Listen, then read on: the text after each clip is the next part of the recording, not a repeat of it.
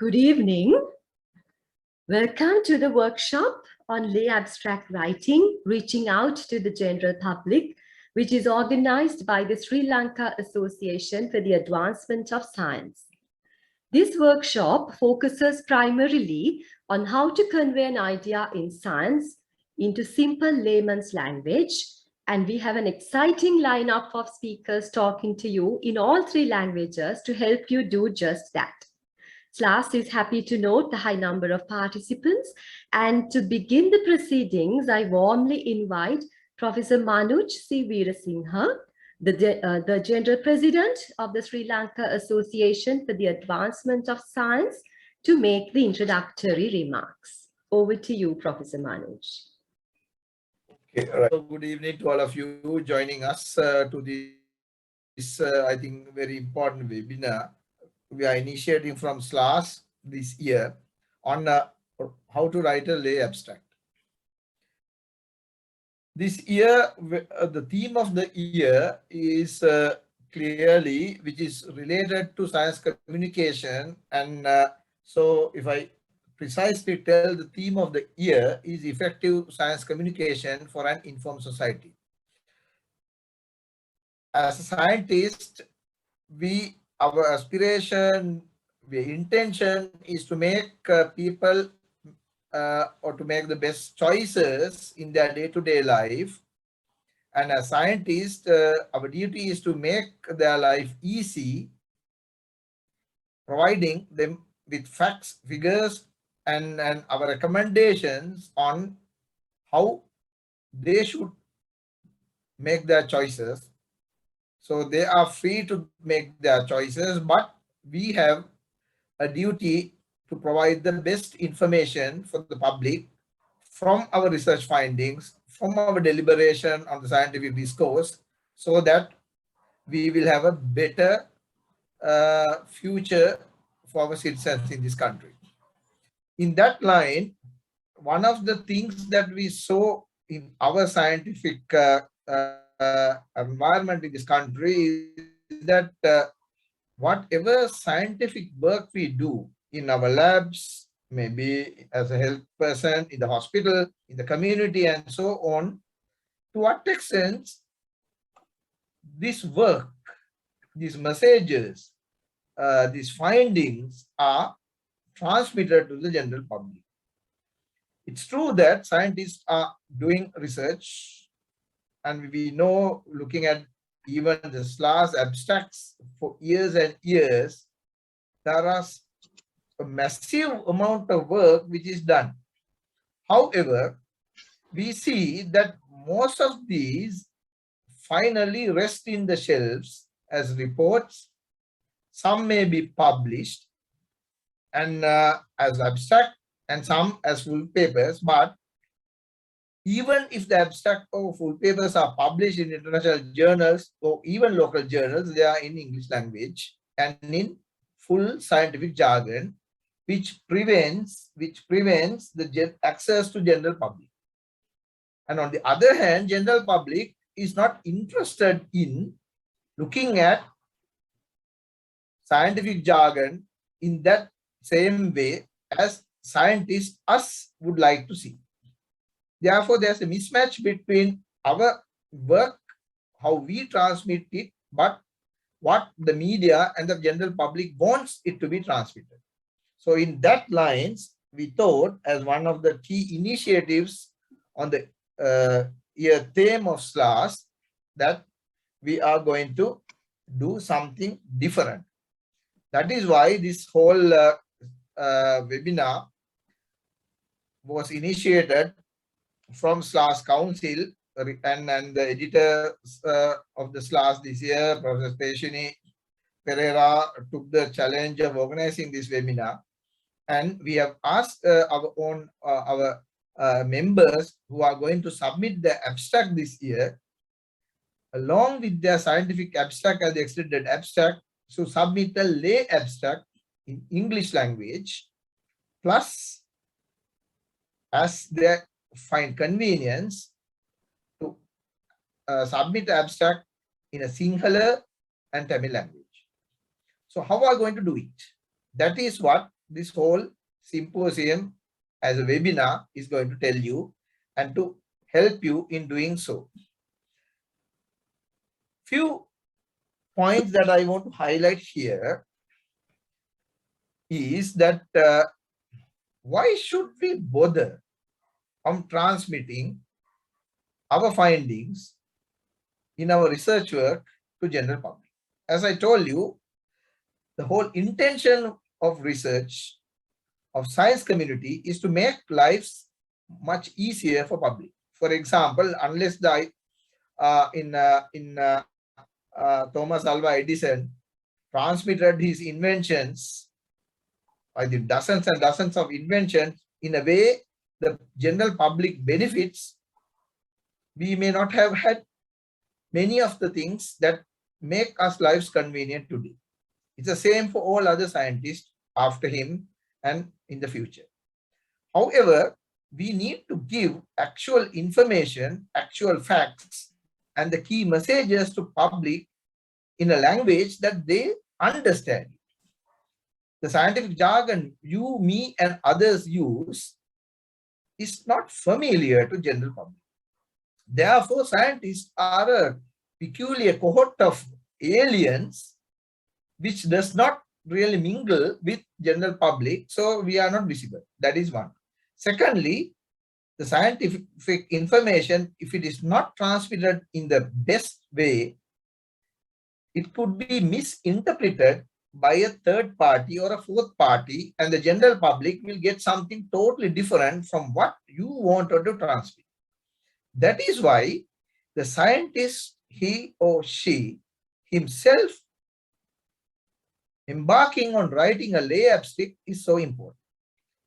When scientist is writing the lay abstract, taking out the more difficult scientific jargon, but including the key messages that you want to transmit from your research study, then it's more palatable, it's more understandable, and it's more useful to the general public. So that is what whole lay abstract business means. Why I'm telling is, we have tried many times as the media resource center chairman few years in the SLAAS. I have tried with our media friends to translate those difficult scientific abstract into lay language in English, then to give it to our media friends, or we are getting the help to translate it to Sinhala or Tamil, which is a tedious process, and sometimes we find it very difficult because media, some of them will be understanding the more deep analytical parts of these abstract, but majority will not. So people are not willing to spare their time for those.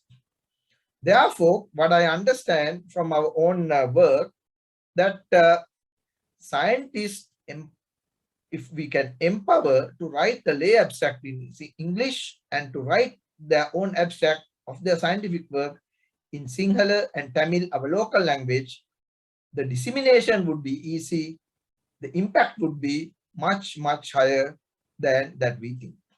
So that is how we came up to this particular session, which we have three very eminent panelists joined today.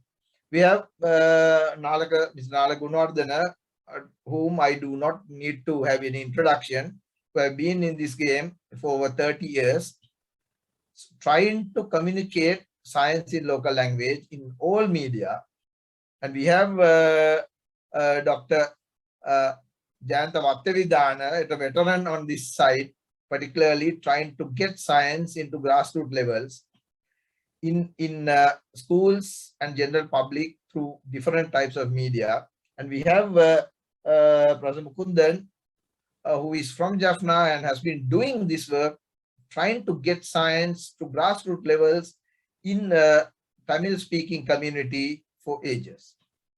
So myself, who has been possibly a few people who are around working still on media, who started my own career in Vijayasara almost 33 years back. So we are still here because we enjoy doing it. We see the impact of communicating science in local language and getting and seeing results at the grassroots level. So I'm going to stop my brief introduction to this whole thing, but I would like to thank the SLAAS office and definitely our editors, Dr. Prasteshini and others who helped us, and the participation of our three eminent panelists who have been doing this, but they were most supportive of getting these sessions on time. And I can also tell, when we get your abstract written in Sinhala, when you submit it to our SLAAS sessions this time, we have a separate plan to disseminate this local language written abstract to a wider community in a vibrant way, a dynamic way, and the scientists who do this will get a greater visibility, because we know scientists in North America, Europe, Australia, and in other parts, in news and other places, their work is been popularized in this country. But however, the scientists who do their lab work within maybe in his own lab have no visibility beyond his lab, even to the next section of your own institute. Therefore, this is an excellent chance for you to learn how to write a lay abstract in much clarity. And I actually will invite all of you who are joining today, all scientists, all students who are in science-based institutions, submit your abstract this time to SLAAS. Abstract call is open till 30th of June. Contact SLAAS, send your abstract, do your lay abstract, do your local language abstract, and you will be able to take it to a much wider audience within days. So thank you Teshani, and thank you all you joined today. Thank you very much, Professor Manoj Veerasinghe. I think we are now ready for our next speaker. So we will move on to the topic in question, which is why communicate science to the public. And so as the Gender President of SLAAS outlined, we have brought in Mr. Nalaka Gunawardena, a famed science writer and media analyst to talk to you today. So please permit me to give a brief introduction of our speaker. Nalaka Gunawardena is a science writer, journalist, and development communication specialist with over 25 years of professional experience in Sri Lanka, as well as across Asia. He has made a career out of asking questions, connecting the dots, and helping audiences make sense of complex technical and policy issues. Nalaka Gunawardena holds journalism and mass media qualifications from the University of Colombo and the Open University of Sri Lanka. He initially worked as a journalist with English language newspapers and magazines, and also freelanced on local radio and TV. At various times, he has been a news reporter, feature writer, columnist, science editor, foreign correspondent, and radio TV program host. Needless to say, he has won national awards for outstanding science journalism. And it gives me great pleasure indeed to now invite Mr. Nalaka Gunawardena to share his ideas. Thank you. Over to you. Thank you. Can you hear me well? Yes, indeed, we can. Thank you. Thank you, SLAAS, for inviting me and giving me this opportunity to engage with you. A few weeks ago, on the 23rd of March, also we had a physical workshop at SLAAS Auditorium, where we had about 35 or 40 participants from the SLAAS membership. And on that day, what we did was we looked at the public speaking part, especially when talking on radio or television. What are the essential skills and what are the challenges that scientists should address? So Today we are a bit more conceptual. At least in my presentation, I've been asked to talk a bit about why communicate science to the public. So let me very quickly bring up my my slides.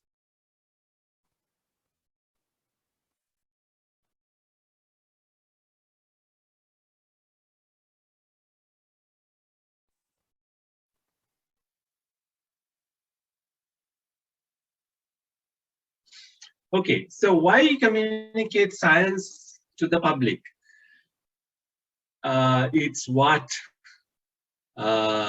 many books have been written, and various discussion papers and debates have also centered around it. I'm not going into theoretical discussion, but look at the practical aspects. And in doing that, I'm drawing on my experience as a practitioner, but also someone who's been facilitating science and society dialogues and conversations over the years. And as someone who continues to look at trends in terms of public communication of science and technology, and a promoter who has been developing both journalists and other media professionals to better cover science topics, and also working with younger scientists from time to time in how to communicate beyond their peer circles.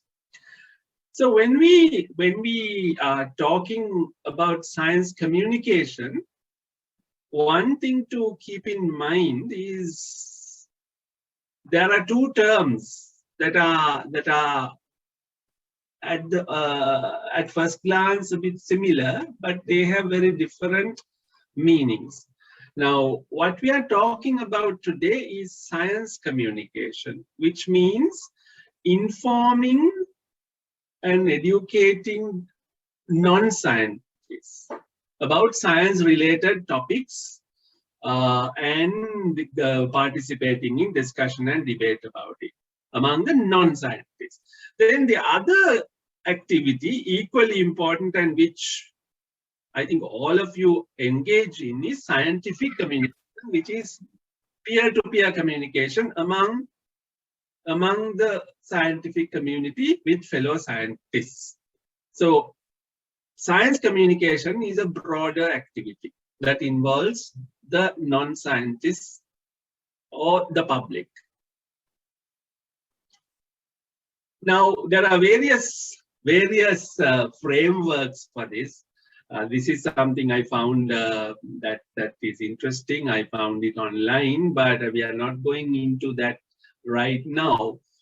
Over the years, science communication has evolved.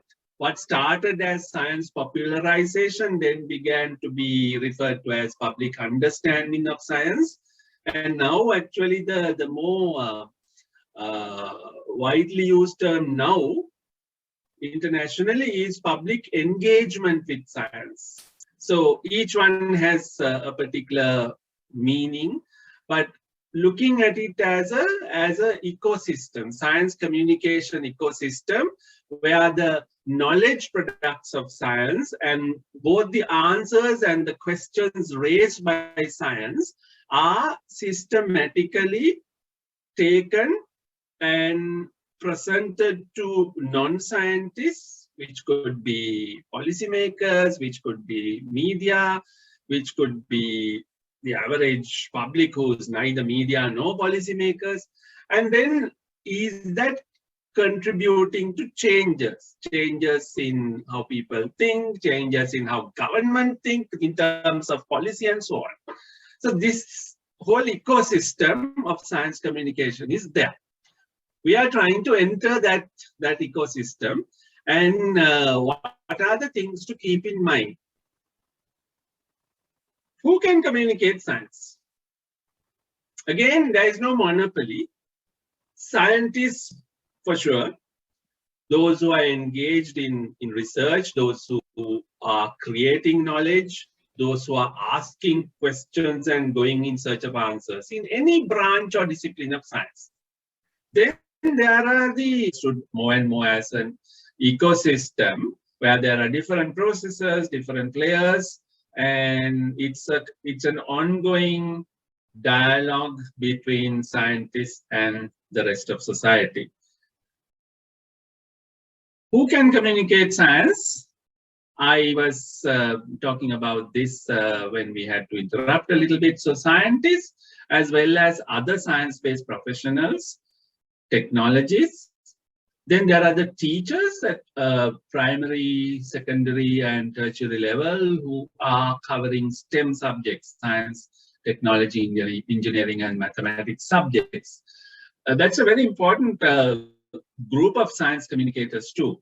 They may not have new knowledge that they have themselves generated, but they are certainly engaging with very important audiences, students at different levels. Then the science communicators in media, like myself, and also in science outreach entities like science museums, science centers. Now, we in this country are still trying to develop one, but in other countries, including our neighboring India, there are active science centers and science museums. Again, science communication happens there, and then there are also citizen scientists, a phenomenon that is gaining traction. I want to, in terms of science communication, Manuj also mentioned this. I want to acknowledge the significant contributions made by Vidusara, which was started in late 1987. So this is the 35th year. Later this year, they'll be marking the 35th anniversary. It was started to communicate science and technology information to the public. And there was a secondary objective, which was to help science students with curriculum-related material in the sciences. The company, Upali Newspapers, committed to producing and distributing this at, as a public service without trying to make it a commercial venture. So in the first issue of Vidusara, some of us were involved in putting it together. This is a while ago now. There was a very brief editorial. I think it's worth recalling, and I have shared the Sinhala one on the right, the actual image, and in English, the key sentences are: we want to bring you, it said, the latest developments in science and technology and how these affect our daily living. We plan to report and analyze science in everyday life and explain issues that matter. I think this editorial has captured the essence of science communication to the public. So it's not just sending out or disseminating information, but it also relating it to day-to-day living and explaining issues that have a science or technology dimension. That is the essence of science communication. Vidusara has been doing it for 35 years. It keeps going, and the original objectives still remain. This is the last week's issue being promoted online, but it has also evolved. It has evolved from just being a print publication to using now also the web, social media. It is present and active on Facebook, YouTube, and Twitter. And because of the current newsprint shortage, it has been forced to become an e-paper, with sometimes putting out the print edition.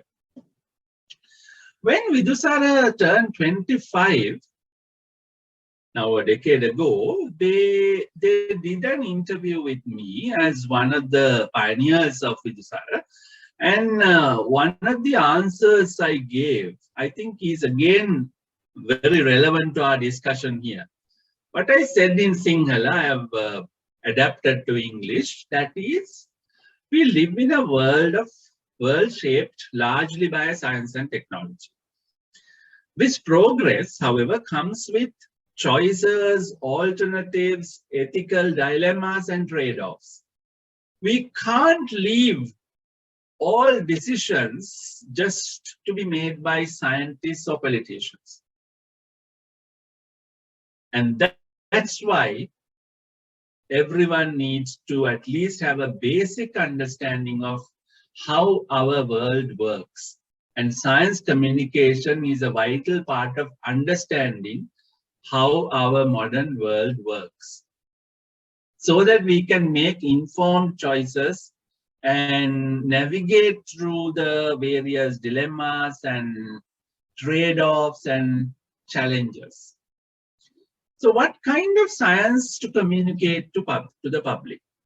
We're not talking here about formal or structured sciences that are in the curriculum. This is non-formal or informal engagement of the same subjects, but not compartmentalized as subjects. We are actually talking here about scientific literacy. What is scientific literacy? The ability to understand the basic scientific concepts and also developing critical thinking related, especially in my view, to areas like health, nutrition, environment, everyday technologies, and consumer decisions that we all have to make. And it has been said that scientific literacy is like an intellectual vaccine that helps us to survive in modern societies. In fact, somebody I follow as a leader in science communication globally, Dr. Neil deGrasse Tyson, he's a well-known public astronomer in the US. He has said this in English, and I also adapted it into Sinhala. Let me say that in Sinhala, because the English one is up there on screen. විද්‍යාත්මක සාක්ෂරතාවය අපේ මනසට ලබා දෙන එන්නතක් වගේ. අපේ නොදැනුවත්කමින් අයුතු ප්‍රයෝජන ගන්නට බලා සිටින කපටින්ගෙන් බේරී දිවි ගෙවන්නට අද කාලේ අත්‍යවශ්‍ය මනෝමය ප්‍රතිශක්තියක් එයින් ලැබෙනවා. Dr. Neil deGrasse Tyson. So this is why science communication to the public matters. It's critically important these days to survive in a world full of disinformation and exploitation, and to have that clarity. And unfortunately, scientific method or thinking is not a way of life in Sri Lanka, as this cartoon brilliantly captures. We do use lots of technology, but we have, as a society, somehow failed to adopt that scientific thinking in our daily lives. Now, is this the tension between tradition and modernity, or is it the failure of science education, where students simply memorize and pass examinations in science subjects without really understanding the scientific methodology?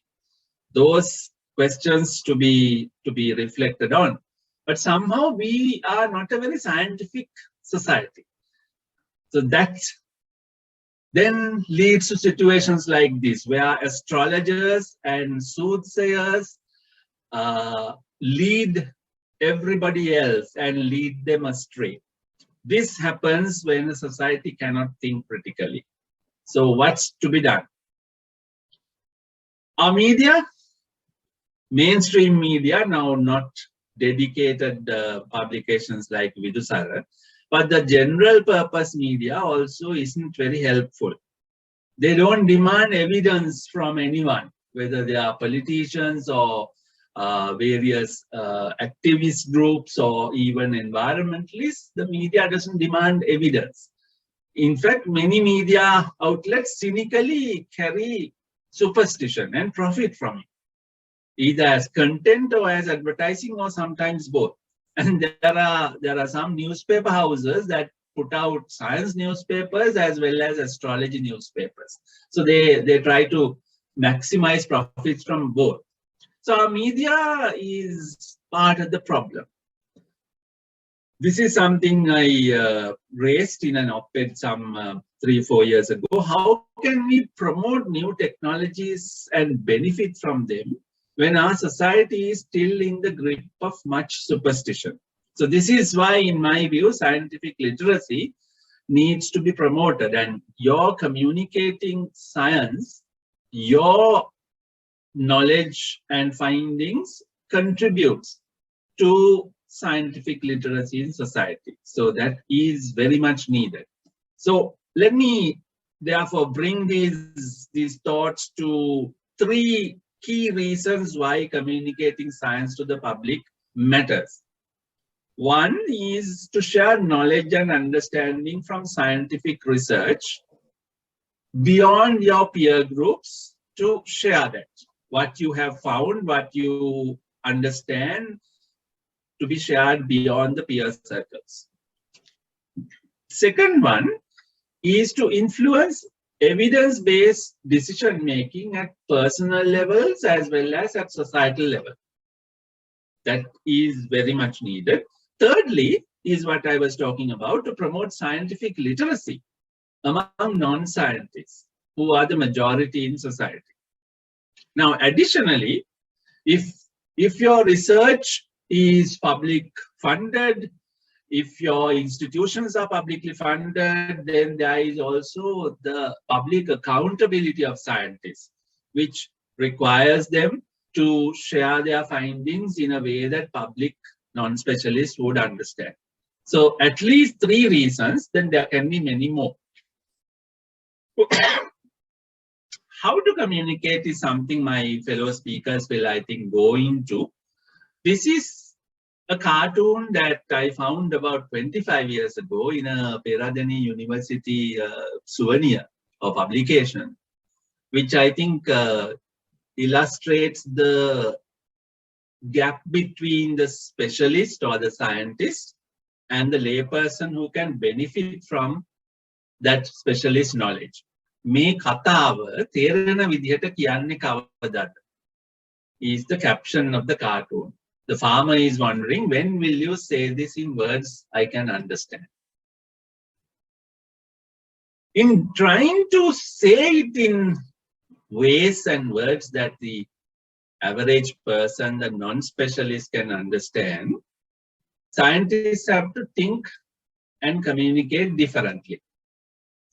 Now, in the typical scientific communication, where your audience is scientists or peers, there is a certain way you structure science communications, papers, abstracts even. That is on the left side of this graph, where a lot of background, methodology, and details are given, and the results are given towards the end. There is a certain structure. Now that structure has to be completely altered, almost turned upside down when communicating to a public audience.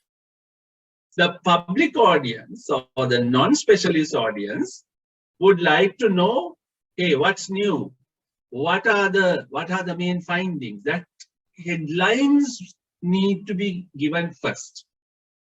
And then you have to convince the audience that it matters, why it's relevant. Because so what is very often the cynical response that you might get from a lay audience. That so what, those audiences have every right to ask that. You need to, as scientists, answer that, respond to that. And then if there are some in the audience who are interested in details, give it later on or after the key findings have been shared. The same graph in a slightly clearer way has been shared by the SLAAS, the American Association for the Advancement of Science. The link is also there. So when you communicate to scientists, which you do and which you know very well, you have a certain process. Think differently and approach it differently when you communicate it to the public non-scientists. So that is a small but important tip to share about public communication of science. There are three models of public communication of science and technology. I'm not going into details, we don't have the time, but just want to flag them. One is a dissemination model, also called the deficit model, where it's presumed that the expert knows everything and the audience knows little or nothing. And therefore, the expert tells the audience what she has lined up, discovered, analyzed, and that is communicated. And that's mostly one way it used to be done in the old mode of science popularization. That's what happened most of the time. And then later it was turned into a more interactive dialogue, and the dialogue model became the dominant or the better or preferred way of public communication, of S&T. There is now an even more evolved model, which is the participation model, where there is a lot of dialogue, to be sure, but not just the scientific information, but the political, economic, and other dimensions are acknowledged and brought in. It gets, as a result, it gets very open-ended. It's not cut and dry, it's sometimes messy, but at least it acknowledges the real world situations by bringing in these factors that, along with science and technology, operate in the real world. So these three models can coexist. They do. They still, some of them practice the dissemination model, which is simpler and easier. The dialogue and the participation models are a bit more demanding. So where do we stand? I'll try and wrap up with a couple of slides. So where do we stand? The key challenges in communicating science to the public, in my view, are these. Firstly, there is no captive audience. There is no classroom. There is a very distributed, diffused audience. So gaining and sustaining their attention is really hard, especially today, with lots of distractions for people. So attention is a very precious commodity today, and gaining and sustaining attention of audiences is a big challenge. Our audience is large, they are diverse, they are scattered. How do we customize, or can we customize? Is one message going to work with very different members in the audience? For example, policymakers, we can at least, policy and decision makers, you can define them as a certain type of individuals. But when we come away from policymakers and the rest of society, there are so many different types of people with different backgrounds. So how do we relate to this very diverse audience? That's the challenge. And then there are, as I said, there are other distractions. So how does science compete?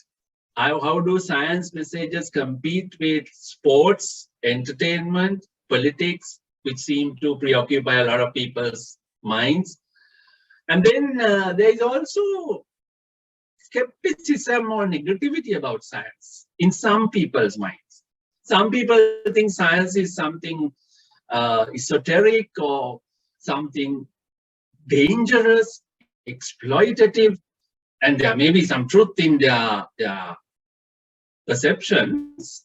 And there are sometimes very clear anti-science sentiments, as we've seen even in our country with vaccine hesitation, vaccine hesitancy. So those are not to be dismissed. Those are to be also acknowledged, and those will make your communication more challenging. Depending on your message, there will be some in the audience who will react and argue, and we need to be ready to have that engagement. I'm not going to go into these, but I just want to leave these two examples just from the last year. where we've had, quite apart from the biggest marine environmental disaster this country has had, which was exactly 1 year ago with the Express Pearl disaster. But we had aflatoxin contamination earlier last year, and then beginning in April last year, perhaps the biggest disaster by policymakers to agriculture, which we are now seeing the downstream effects of that. So where was scientific thinking and scientific evidence figuring in these very public discussions and concerns? And if science did not get the recognition, science did not have a hearing in these decisions, how should the scientific community respond to that? It's not true, as I have actually had number of engagements with agricultural scientists and others over the past few months at Peradeniya and elsewhere, especially on the organic madness or the needlessly accelerated organic agricultural drive, unrealistically accelerated, I would say. But again, there was a gap. Very clearly, there was a gap between policymakers and scientific evidence, and the overwhelming majority of scientists who cautioned the government not to venture into that. For example, this was front page, at least in an English language newspaper, almost a year ago, where some of these countries' top scientists and agricultural specialists wrote an appeal to the president to rethink, but that was ignored. So there are therefore challenges and there are limits to even the best meaning scientists with the best knowledge lined up clearly. There are limits because there are other factors at play which we will not go into. So what I'm trying to say in conclusion is that science communication is a very challenging task. It has its rewards, but we can't always win because there are other factors that are not so easy, that are not so evidence-based also at work.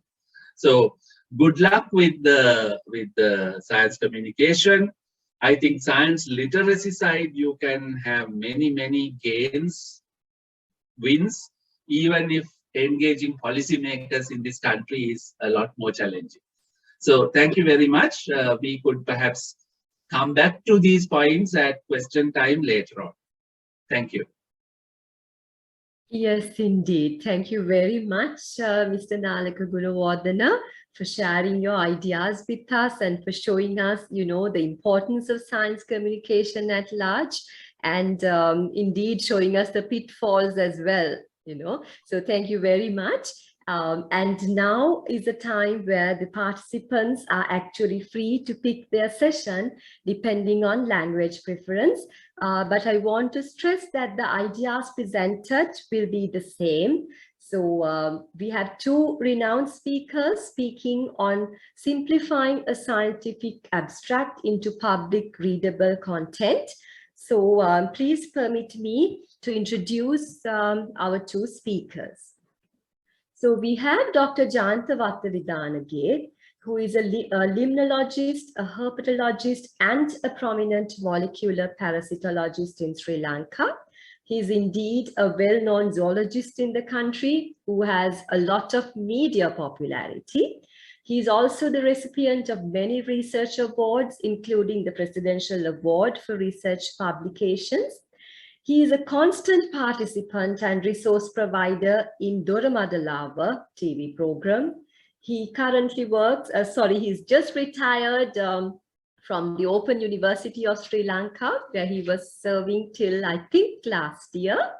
And Dr. Jayantha Vattavidanage is the author of a large number of newspaper and magazine articles, such as Rivira and Vidusara, and also the narrator and contributor for animal documentary Macro World, which was telecast on Swarna Vahini. He's also held the post of chairman at the National Committee for Science Popularization of the National Science Foundation in Sri Lanka. Dr. Vadavidanage graduated from the University of Sri Jawadhanapura and also obtained an MPhil from the University of Sri Jawadhanapura and completed his PhD from the University of Colombo, and his work was based on molecular genetics of malaria, and we are indeed happy to have him with us. Our next speaker is Professor G. Mikundan. So please permit me to introduce him. Professor Gunasinghe Mikundan is a senior professor in agricultural biology at the University of Jaffna, Sri Lanka. He studied his BSc in agriculture. He obtained his BSc in agriculture from Tamil Nadu Agricultural University, India, and the MPhil from PGIA University of Peradeniya, and PhD from the University of Agricultural Sciences, Bangalore, India. He is currently serving as UGC nominee to the BOM of PGIA University of Peradeniya and holds many positions, which are actually too numerous to mention. But let me mention that he served as the Dean of the Faculty of Graduate Studies and the Dean of the Faculty of Agriculture at the University of Jaffna. Now, what is of importance to us is that he is the recipient of Journalism Awards for Excellence for Best Environmental Reporter. He's won the Presidential Award for Research Publications and the National Award for Popularization of Science by the National Science Foundation of Sri Lanka, and many other science communicator awards. He served as editor of the Biodiversity Profile and Conservation Plan of the Northern Province, and he's a member of the Trilingual Glossary of Agriculture. He's the editor of the first issue of Journal of Dry Zone Agriculture and the reviewer of many research articles in reputed journals. He has been awarded and honored by local newspapers, especially for disseminating the knowledge of research findings and agricultural and environmental science information to the public by writing articles in Tamil. So we are indeed very to have him talking to the audience today. So I kindly request the participants, what we are going to do is we are going to have 2 breakout rooms. So the room 1, the speakers, the participants who want their discussion to be conducted in English and Sinhala, please join room 1. And then the other speakers who prefer Tamil and English can please join session 2 once you receive a message on your chat. So we'll just keep a couple of minutes to do that. We'll have a half an hour session, parallel 2 sessions, and we will all come back in half an hour for the Q&A session. Thank you.